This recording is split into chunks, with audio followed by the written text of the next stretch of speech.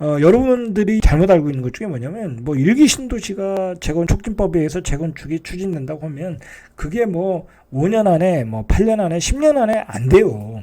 물론 이제 추진은 될 수 있는데, 그게 여러 가지 사업성과 그리고 주민 동의 여러 가지 거치다 보면 10년이 걸릴지 20년이 걸릴지 30년이 걸릴지 모른다. 통합개발로 재건축을 촉진한다. 자, 그게 요즘 뭐 분당에서도 나오고 신도시에서 나오는 얘기잖아요. 결국은 이제 통합 재건축을 해야 될 거 아니에요. 그렇게 추진하는 데가 어디예요? 여의도예요, 여의도. 자, 여의도는 아직도 개발을 못하고 있잖아요. 거기가 뭐 아쉬운 것도 아니고 분양가가 싼 것도 아닌데도 추진을 못하고 있잖아요. 그만큼 동의가 어려운 거예요. 사업성과 동의가 어려운 거다. 굉장히 시간은 오래 걸릴 것이다. 그러니까 시간이 오래 걸리니까 정부 입장에서도 이게 단기간에 내놓는 게 별 의미가 없는 거야. 그래서 중장기적 과제로 내놓는 거예요. 더 많이 연구하고 확실하게 법안을 만들겠다라는 거예요. 부작용 없는. 자, 그래서 이 전국에 적용될 법이기 때문에 급하게 만들 법이 아니다라는 거예요. 자, 일단은 지금 일기 신도시 같은 경우에 뭐 일기 신도시뿐만 아니라 지방의 어떤 택지지구 예전에 만들어진 뭐 예를 들어서 뭐 대전에 있는 뭐 서구의 택지지구라든지 뭐 기타 다른 지역의 택지 오래전에 만든 택지지구에 이 평균 용적률이 비슷할 거예요. 그때 169에서 226. 그러니까 일기 신도시 용적률을 300%로 주겠다라는 거잖아요. 그러면 이제 사업성이 조금 생기는 거야. 사업성이. 그래서 사업성이 어마어마하게 생기는 것도 아니고 또 대지 지분도 봐야 되기 때문에 모든 단지에 적용되는 건 아니라는 거거든요. 자, 그런 사업성 때문에 기간이 오래 걸릴 수 있다. 자, 오래 걸린다는 게 여러분 예를 들어서 일기 신도시 한 20년 걸려서 재건축이 된다고 하면 지금 안 그래도 한 뭐 25년 차 되는 아파트에 굉장히 여러 가지 악조건이 있을 텐데 거기서 한 20년 더 사시겠어요? 아무리 정주 여건이 좋아도? 못 살아요. 요즘이 어떤 시대인데 그 지하 주차장도 없고 그다음에 전기차 충전소도 있어야 되고 지금 스마트 시티로 가는 시대에 30년 전에 지은 아파트에 산다는 거는 정말 불필요한 허비가 될 수도 있어요.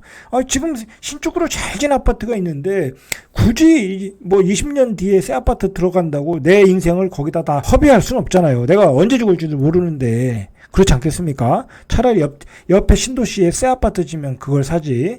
그렇다는 거예요. 재건축이 꼭 답은 아니다. 내가 바로 들어갈 수 있는 뭐 3기 신도시라든지 옆에 택지지구에서 짓는 아파트에 가서 사는 거에 오히려 더 좋을 수 있다. 그런데 앞으로 그런 아파트가 미분양이 많이 나는 시대다라는 거예요. 만약에 그런 아파트에 미분양이 안 난다. 막 진짜 잘 팔린다. 뭐 진짜 도저히 분양을 받을 수 없다. 그러면 뭐 재건축을 기다리는 게 의미가 있고 값어치가 있지만은 이제는 그런 시대가 아니라는 거야. 그래서 너무 재개발 재건축에 목숨 걸 필요가 없다. 앞으로는 미분양이 많이 난다. 그리고 재개발 재건축만 하겠다라는 것도 아니잖아요. 그죠?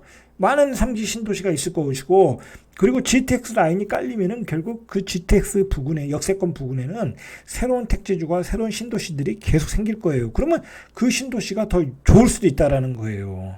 자, 그렇게 비교를 해야 된다. 그래서 너무 재개발 재건축 요즘 사실 내가 보면 서울도 그렇고 뭐 저 일기 신도시도 그렇고 너무 오버슈팅했다. 재개발 재건축에. 아니 재개발 재건축이라는 게 내가 분양을 못 받았을 때를 대비해서 좋은 입지 아파트를 미리 산다는 거잖아요. 입주권을. 자, 미리 사는 가격치고는 너무 비싸고 너무 오래 걸린다고 하면 굳이 그걸 살 필요가 없다. 분양되는 아파트를 사든지 분양돼서 2년 뒤에 전매되는 아파트를 사서 그냥 사는 게 낫다라는 거예요.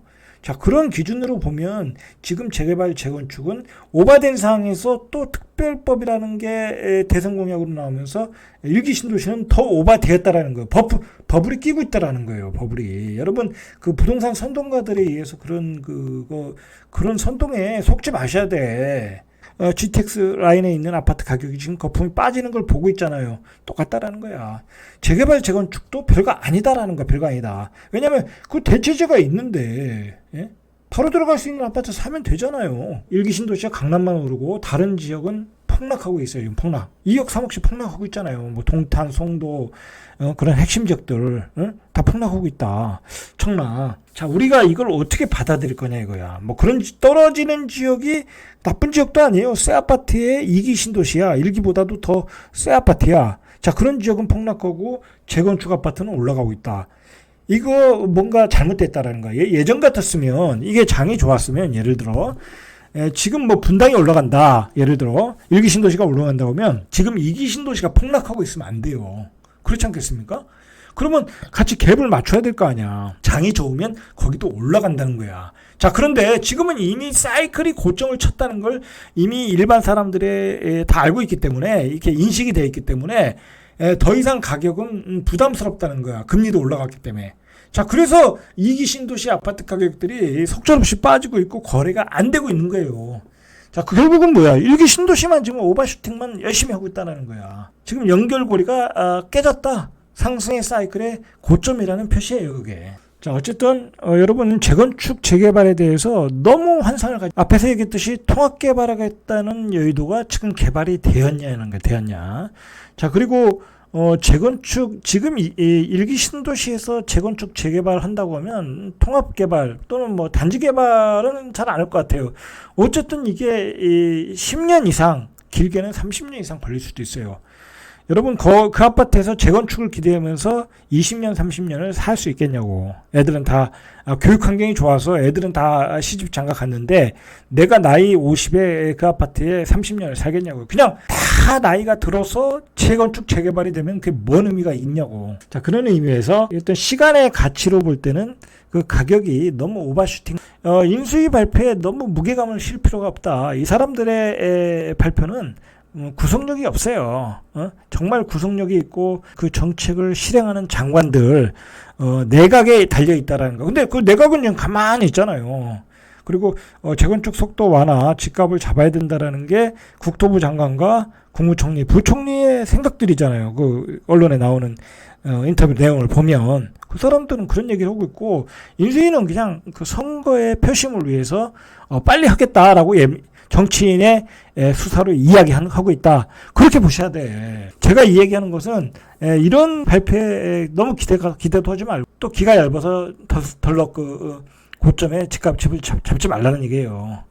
그리고 어차피 앞에서도 얘기했듯이 이건 전국적으로 확대될 법이다라고 생각하셔야 돼요. 자, 정리하면은 이제 결국은 윤석열 정부에서 핵심적으로 갖는 어떤 부동산 정책은 공급이라는 거야. 딱 이번에 봐도 약간 무리수를 둬도 정책을 어쨌든 발표한다는 것은 공급에 대한 의지거든요. 집값이 조금 들썩거려도 공급은 추진하겠다는 거. 이건 이제 과거의 좌파하고는 틀린 거예요. 자, 공급은 도심과 신도시의 어떤 재생, 도심과 신도시의 재생, 그리고 새로운 신도시를 통한 공급, 쌍방향으로 가겠다라는 거예요. 자, 그런데 이게 우리가 아무리 인구가 감소하는 시대라고 해도 다 그 수요를 감당할 수가 없거든요. 그러니까 두 가지가 다 병행해가면서 갈 거예요. 자, 그런데 어디가 정주 조건이 좋나는 그 입지마다 다 틀리겠죠. 어쨌든 양쪽에서 활발한 진행으로 집값을 잡겠다라는 게 어떤 윤석열 정책이다. 핵심 정책이다. 그렇게 보셔야 돼요. 어쨌든 그 좌파 정부가 부동산 정책에서 실패했었던 원인이 뭐냐면 우리가 GDP가 국민소득이 올라갔잖아요. 그럼 생활 수준이 높아졌단 말이에요. 그러면 굉장히 높아지는 양질의 아파트를 원해요. 그리고 좋은 입지의 양질의 아파트를 원한단 말이에요. 그런데 그걸 때맞춰 공급하지 못했기 때문에 좌파 정부의 부동산 정책이 실패한 거예요. 그 양질의 아파트를 공급하겠다는 게 핵심이 이제 재개발 재건축이거든요. 자, 그것을 이제 윤석열 정부가 하겠다. 자, 그것은 1기 신도시에만 국한되지 않겠다. 벌써 주변 도시로 확대됐고 시도지사의 의견을 받아들여서 그것을 어떤 특별법을 적용할 수 있는지를 국토부 차원에서 뭐 검토하겠다 그런 얘기도 나왔어요. 자, 그런 얘기가 나왔다는 것은 이 특별법이 결국은 재생사업이 이루어지는 재개발 재건축에 다 적용될 수 있다라는 거예요. 자, 그런 의미에서 앞으로 공급폭탄이 쏟아진다. 제가 늘 얘기하지만 이 윤석열 정부는 시장 경제거든요. 시장 경제는 공급을 불어넣는 거예요. 전세 물량이든 매매 물량이든 입주 물량이든 많은 공급 물량을 쏟아붓겠다라는 거거든요. 자, 그것은 지금 나온 것은 1탄에 불과해요. 정말 또 윤석열 정부가 맘먹고 집값을 잡겠다고 하면 또 다른 택지 공급, 싸게 택지를 수용해서 어떤 보금자리 주택 형태의 그 주택을 공급하는 정책이 2탄으로 나올 수도 있어요.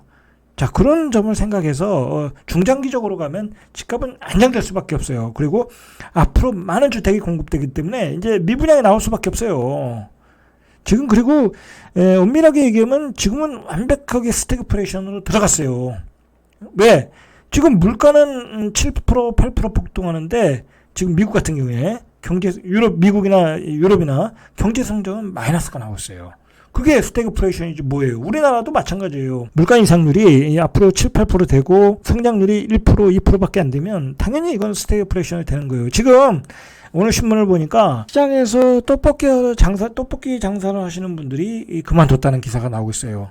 자, 그 얘기가 뭐예요? 밀가루 값이 폭등하고 원자재 값이 폭등하니까 시장에서 그 단가를 못 맞추는 거야. 자, 그게 바로 스태그플레이션의 징조예요. 자, 그런데 어떻게, 그러면 스태그플레이션이 되면 내가 일자리를 다 잃어버리게 되는 거 아니야? 그럼 내가 있는 집마저 팔아야 돼. 다른 자산을 살 수가 없는 거야. 자산이 버블이 꺼지는 거예요. 자, 그런 점을 우리가 반드시 인식해야 된다. 그리고 또 이게 뭐가 문제가 있냐면, 재개발, 재건축을 빠른 속도로 추진하다 보면 그 지역에 사는 서민들의 집이 다 없어지는 거잖아요. 그러면 그 지역의 어떤 서민들의 삶의 생태계가 다 깨져버려요. 두 분이 사시는 분도 있을 거고, 독거노인도 있을 거고, 뭐 그런 여러 가지 그 사회 그 취약계층이 있을 거 아니에요. 그분들이 그 아파트에 입주를 못하고 결국 도심에서 쫓겨나는 그런 어떤 삶의 생태계가 깨진다. 좌파 정부가 걱정을 해가지고 재개발 재건축을 추진을 못했던 거 아니에요? 자, 그분들이 이렇게 도심에서 재개발 재건축되면 밖으로 나가야 되잖아요. 결국 밖으로 나가면 또 살 수가 없어요. 일자리하고 멀어지니까. 자, 그런 문제도 지금 국민의힘에서는 짚고 넘어가야 된다. 그리고 보완해야 된다라고 저는 생각을 해요. 자, 이상 절대값 TV의 명품 PD 한 PD였습니다.